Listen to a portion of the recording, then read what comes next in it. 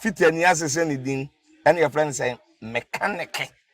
za na prophet kumichacha ma sesa me YouTube no ba bia me hwe bia ma change afro and maba too much gh hwe na prophet kumichacha me so me hwe.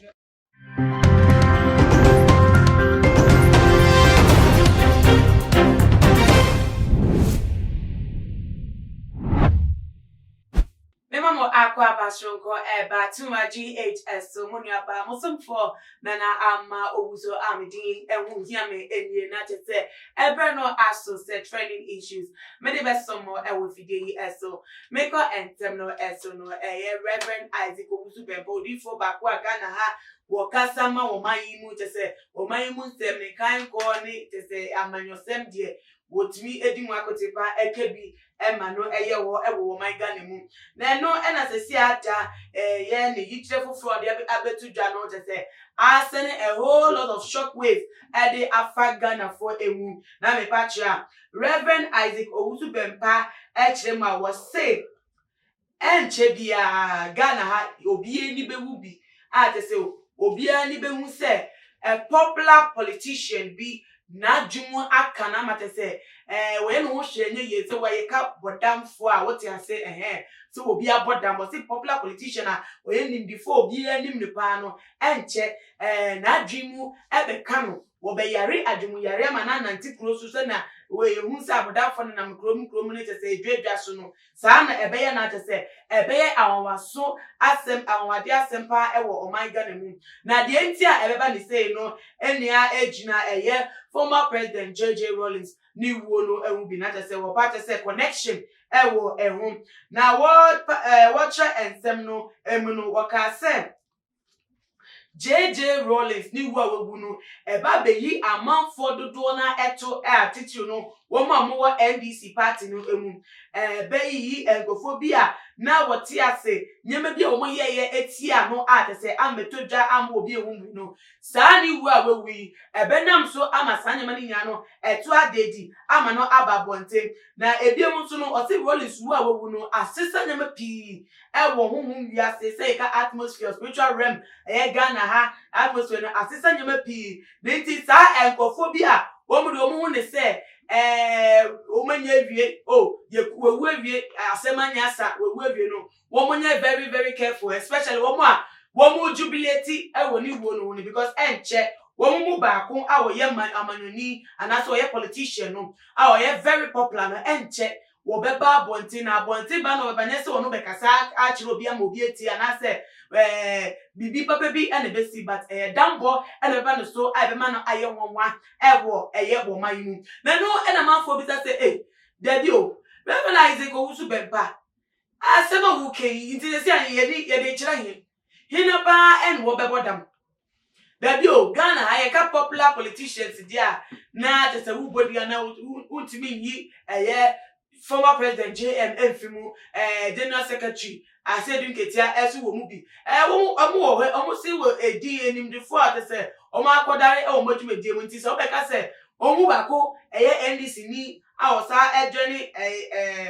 NDC ni yes opposition party ni ebi ba be bodam because of eye Rawlings wo na wagu no na tese ene kwa akoye tese de wo pa trese wo mo ehya se wo mo ni wo no ase na tese sa na ebeka no so dia na tese ya akoye very unfair because ensem bi se de emudo atese wo beka bibi se ya atese one evidence and I say be backing of fact be a backing say okay asem we enina so enie na wo gina so e dia ka say ese bi nta ekire na tese asem no kwa na hu susu so no ba yatimi age atum na we de obeka na tra akwa say honhom wiase na nkofo bi na omo ye bibi ti a Rawlings na nam so na Rawlings wu ye na we no omo nim so banya mo we ni enim say Rawlings na mo so no one also they found the NDC party no they did not say ensem to no party say the party no found it no and no asa koye ne kumfu don fa na wa fani na de na no asa kunu na say na Reverend Isaac Owusu Bempa patra na ebi mu so ka se dabi ase wo ya mani obi awu enya ntiase bi se ni esan NDC fo no because ase bibi ada na de bi ada enkom hye bebe bia no ase wo ka dia ka to wo se wo mi ni papa ni fo mutum osum asum ase dwumade de wo mu ni miti pa nanso dosi ajutum se oyodi fo ate se wo hu entasem fa wo man but ni niam no the way I order the messages no ever across no and for the na gonna for the adwene hu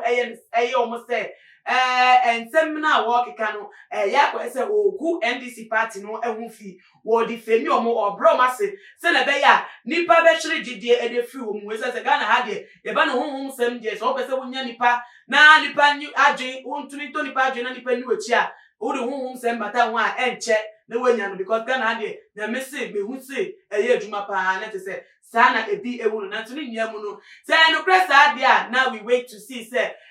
politician ben a wo fi NDC party mu a we popular ben and we bodam can it be possible so openi a te se yehu no se wo di le dwumadie se manyoni a te se o ye ne political campaign se political talk so be ye nim se or a respectable reputable person na ye be hu se bodam se betima ye ni be hu bi wo man mu dia and e be hu pa ni pa hu e be dwuru wo mu nti ye de be se asakwa ye di ye de enyam be mu no ye tibi ka hwe e fa won ti wo so adwentre efa wono se eye sema da wo se bi se akoso ohun wiase ehun susu so be dedi ama politician ba ko school ba ko dari wo suade ohun ade suade na te se wetimi edina nipa domani na te so be bodam se betimi possible na oji tum sa obetimi dia so me comment section na wo so ni nya adwe na wadwe foforo efa edi ehun a wo so bomodia na fa etudwa e wo comment section na biem so bomodia follow our Instagram and your Twitter handles at too much GH _ Facebook also you what and ding too much GH. Nana ama owusu amidi hu hia me ankasa. Ene ne dey midi ebesi na me yadoma. Ebesa edi shabi makram. Fitiani asese ni din and your friend say mechanic. Sana prophet kumichacha masesa me YouTube no. Baby a me hwe bia ma change afro ene maba too much GH. Share na prophet kumichacha me so me hwe.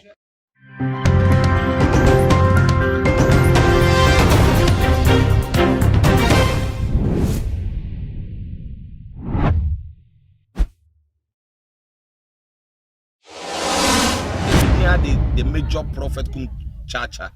on say me catch was say bomoden na hwe too much GH on say me kan ye nyene bone pa na kase ye pe wo wiase ya asondin ti na adam wo hu nyame ye no nyam no wo hu ne ma bi a wo hwehwehwehwe e wo other place ni ade kat won na bomoden na be hwe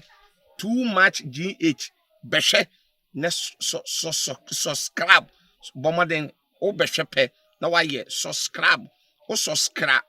subscribe na subscribe na o subscribe a na wo benya ne ma papa a wo pe ahwe nyame hira na ewura